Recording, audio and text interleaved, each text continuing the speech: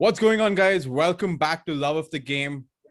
And thank you guys so much already for those who've subscribed, for how the stuff been going on with the channel, and everyone who took part on the Instagram poll.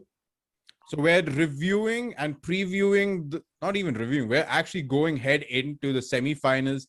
Ani's already in Wembley. He's got ready for the semi-finals. We're excited. Euro semi-finals, they're here. Final four teams. This is it for all the marbles, because it's been a crazy Euros. So whoever is going to win it has to basically love the game, because it's been crazy traveling all around Europe. And now we're here. We're back in London, back where football started. It's coming home. But before it comes home, the first semi-finals between Italy and Spain. We've got the Spanish jersey behind me here. And Sujay is wearing his AC Milan jersey. Let's see what happens. What do you guys think? It was a very, I think this was a bit expected that Spain would qualify, but not the match how it went on. But Italy was really, really dominant when they played Belgium. They were playing in, it was like you were playing contra with some kind of a booster inside of you. They were running Sujay, around. I don't want to, let's not go back to what happened, man. I think all of us know what happened. Like, what are we looking forward to? Give me that. Okay, I know that you got your predictions right, so don't rub it in our faces. Just tell us what's going to happen with this right now.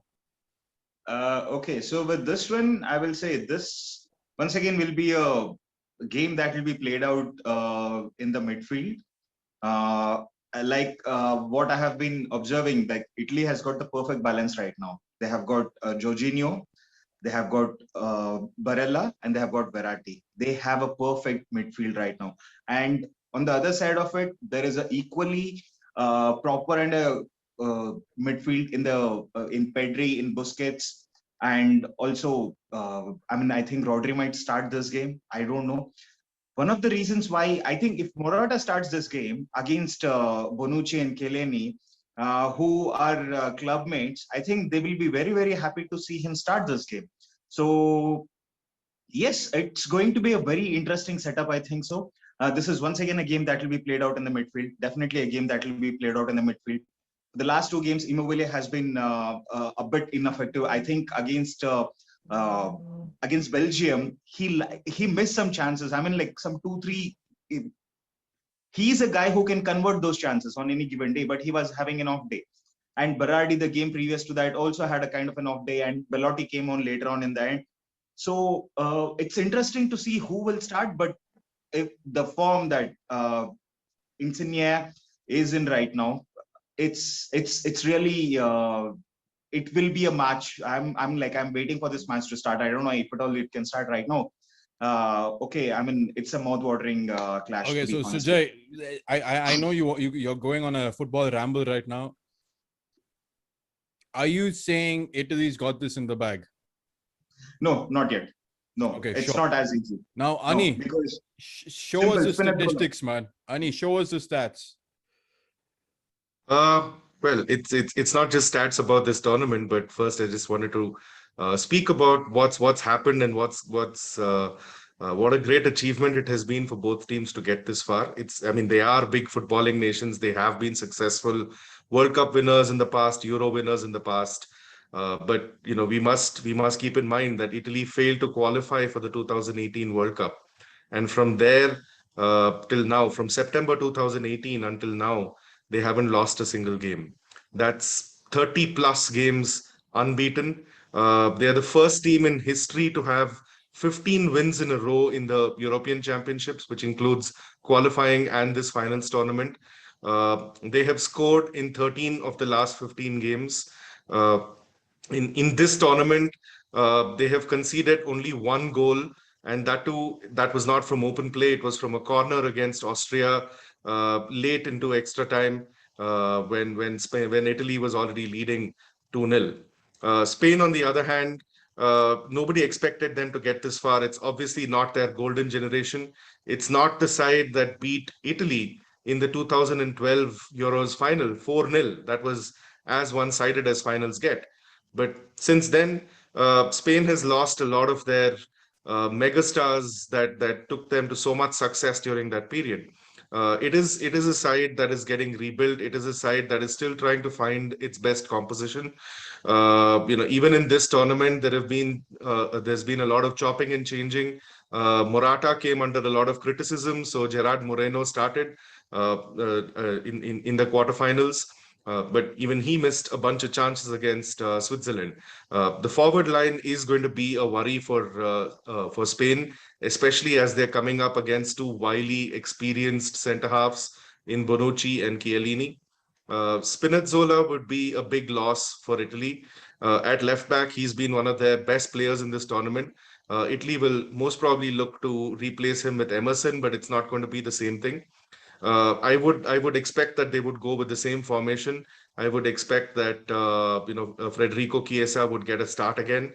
The only person, as Sujay mentioned, the only person who might have his place in doubt is Tiro Immobile, because he had a poor game against Belgium. He didn't have such a great game against Austria either. So he might be replaced in the starting lineup. For Spain, the midfield of Pedri, Busquets, and Koke has been doing really well so far. It's been the engine room. They might probably start with Dani Ulmo up top. They might start with Pau Torres in centre back instead of Eric Garcia, who's just a teenager. So this is what I expect the lineup to be. No, but with all these expectations, and I'm gonna like listen to what you guys both have to say, but here's my spanner in the works. Like with Morata, and I know Morata hasn't been playing well. He had that one game where he scored, but they're stuck with him. There isn't anyone else who's come and scored. Like you had Danny Olmo who came in, who's there for the penalties, but apart from that, there wasn't much of a thing. And engine room, yes, it's an engine room, but it's not creating anything. And Italy, on the other hand, even though Ciro Immobile hasn't been performing well, you've had the likes of Insignia, you've had the likes of, like you said, Chiesa coming across, you had Barelli, you had Verratti, you have these guys who are, and I think Italy has an exciting midfield. Italy are playing un-Italy like, but then last game against Belgium, they did show that they can defend. They did show that they could like outmuscle Mr. Beast himself, Romelu Lukaku. So it's going to be an interesting semi-final. And on the polls that we've had on Instagram, it's about, and I want to like have you guys have your thought. It's about 63% to Italy and 38% to Spain. So it's one of those matches that it could go either way. It's going to be unpredictable as ever because you don't know which Spain is going to turn up, and you don't know if Italy is going to continue this attacking form that they've shown of late. You guys have anything to go with what the people are saying? 63% to Italy. Is that surprising, or do Italy deserve that? No, Italy do deserve that in the form that they have been, especially throughout this entire tournament. But we should also remember that they had one of the easiest groups, like Belgium. Belgium was the first proper opponent or a heavyweight that we can say they faced in this Euros. But they did play well. I mean, they dominated the entire game. The one that they conceded was a penalty, and this is the reason why I think I don't want to say Italy will be a foregone conclusion, because it was such a stupid penalty to give. It was such a stupid penalty to give in that moment of the game. Yeah, Okay? Sujay, let's not backtrack now, man. I'm thinking like, do you think? No, it is not backtracking, Paul. It is not backtracking. I'm just giving you how the defenders in Italy, they should remember that this is not Serie A, wherein they can get away with tackles like those. Match, especially a quad or semi-finals. Okay, it is decided in these kind of moments of madness, and Italy do have a propensity to Now to go with what you're their, saying, do Spain have a threat like how Lukaku was, or how that guy? And 1 second, that guy was brilliant. And I'm Doku. Do Spain have a Doku on their team? Jeremy Doku, yeah, the speed that teenager had. Yeah, but do Spain have someone like that? Because I don't think Spain has someone like that who can do that to them.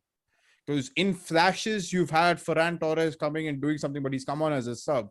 You've had Gerard Moreno has come on as a sub and not done much. You've had You have Shabiri, who's doubtful for the next match. Like, where's the pace to come and attack Olmo. these guys? See, the thing is that you don't actually, just because you don't have a Doku doesn't mean that you have to rely upon only one track. We know football, it is not like that. You have No, to but rely the upon thing is, what you have. Doku was a difference maker. Doku was the one who caused problems to the Italian Yes, they backline. knew that. And They knew Italy had a very, like not a pacey right back in Di Lorenzo. So that is what they exploited. That is why they started with Doku.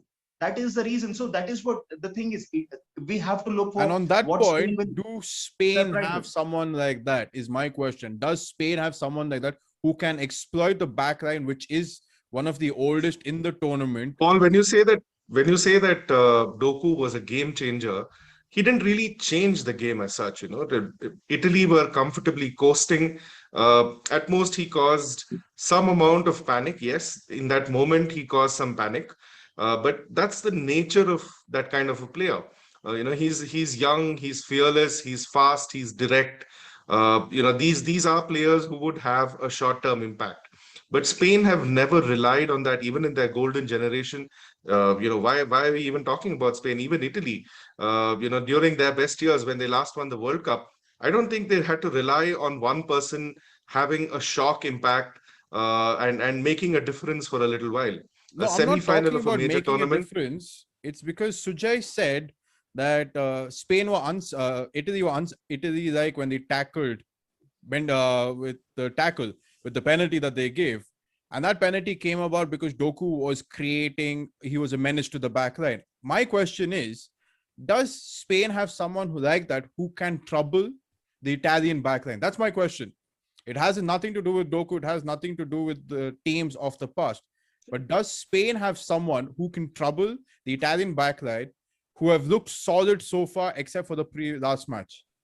Because that's where it's going to be decided. Because the Italian backline has been formidable. Like, it's been difficult to get past them, even with Donnarumma, and that was one of like an off chance that it happened. Does Spain have someone like that? Because Spain last match was penalties. Previous to that was extra time. And Italy have been within 90 minutes, Italy's finished their games. See, exactly. See, that is what, like Ani was talking, and I would like to continue from where he left off. It's actually they don't need one player; they need the tactics, and they have the midfield to cause that problem for Italy. Definitely, Spain has a midfield to cause that problem for Italy, and But it need that not be one but player. that It might be one midfield, through ball. Sujay, but It that takes one midfield. through ball. It takes through ball for a forward to finish off. Yeah, but you're And talking like we about a watch in the midfield Belgium, which is more of an engine than being creative. Like Ani made that point also. They've been an engine, but they haven't been creative. That no, midfield you has have been. when you have a player like Paul, Sergio Busquets who has been for over 10 years. It takes him one ball to and we should also remember both the Italian defenders, they're 36 and 37 or something. They're not spring chickens, and Italy is playing a high game. Sorry, I mean like they're not defending deep. They're very much high up the line. It takes one through ball for one forward to run. Definitely Olmo can run through and finish it off. I'm just telling you, Paul, one more I'm thing. not predicting this is going to happen, but there is a possibility for this. I don't want to Paul, give one such a more thing we easy. need to Yeah, Ani.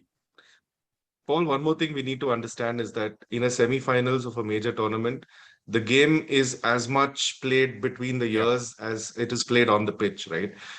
It's not only about the skills and abilities, it's not only about the tactics, it's also about which team is mentally tuned in on the day. Hmm. Uh, One loophole which I can see in the mental makeup of the Italians is that they are not used to losing.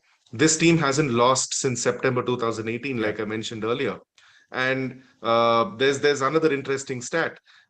They have won the first half and the second half in 14 of their last 16 games. So they are not used to being behind. They are not used to being under pressure. They are not used to having to chase the game. So if somehow Spain managed to get a goal ahead of Italy, then Italy will be in unfamiliar territory mentally, emotionally. The big stage might actually get to them. There are going to Okay. be 60,000 fans inside Wembley, probably equally divided between both the teams.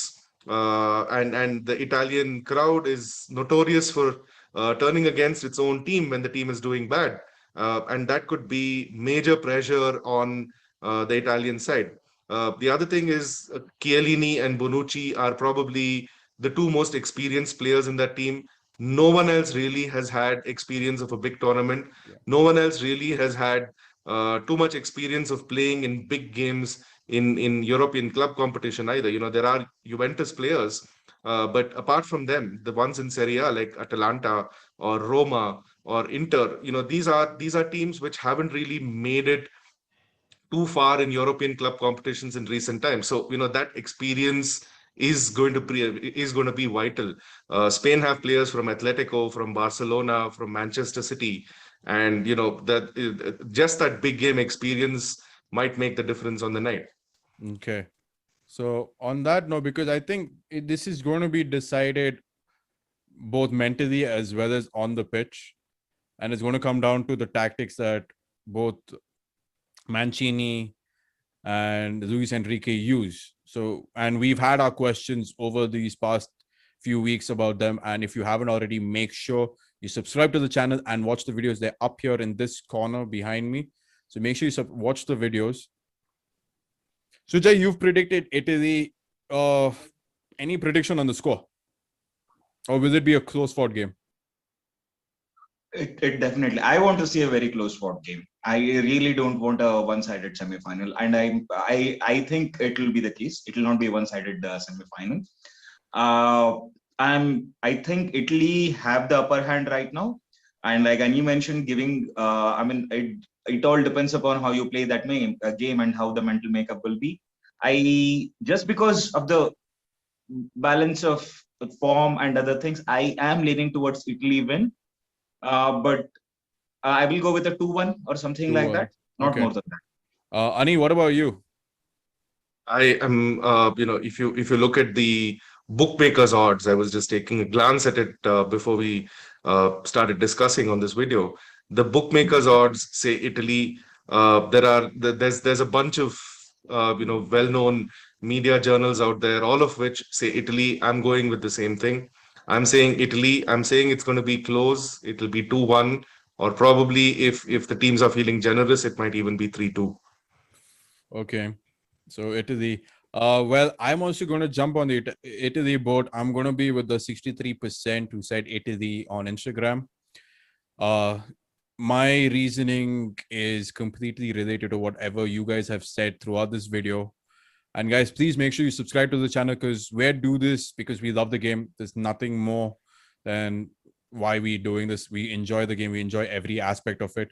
And we don't just talking about football. We have other videos. We have other stuff that we're into, other sports. So make sure you subscribe to the channel. Lots more in store. All three of us are predicting Italy to win, but it's going to be a close fought, cagey affair.